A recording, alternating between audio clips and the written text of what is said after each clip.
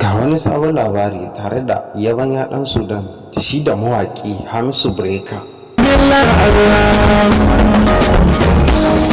Fadu duniya su ne sun tsaya maɗaurin ki ɗaya da ikon Allah ne bayan kaina ne ba, ikon Allah ne bayan kaina ne ba, Allah ya bambaya lalle ba. Breaker, kada ku bari a baku labari. Yabanya ɗan Hausa tare da Hamisu Breaker, yaron nan mawaƙi ɗan ƙasar Sudan.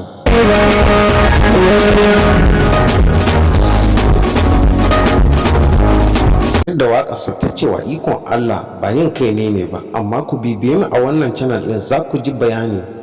Yaban yara kai share hawayen komo zan manta ba, wallahi ni ban manta ba.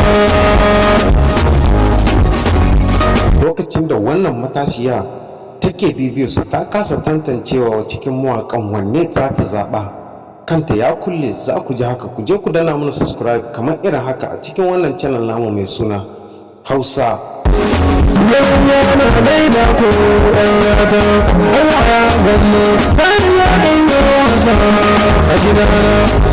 A cikin birnin nan mai girma hukun Allah ne bayan kai ne ba. Yin posting in Hamisu Breaker da shi da Yabanya ɗan Hausa na cikin ƙasar Sudan, sabon mawaƙin nan akwai giwa ci gaba abubuwansu.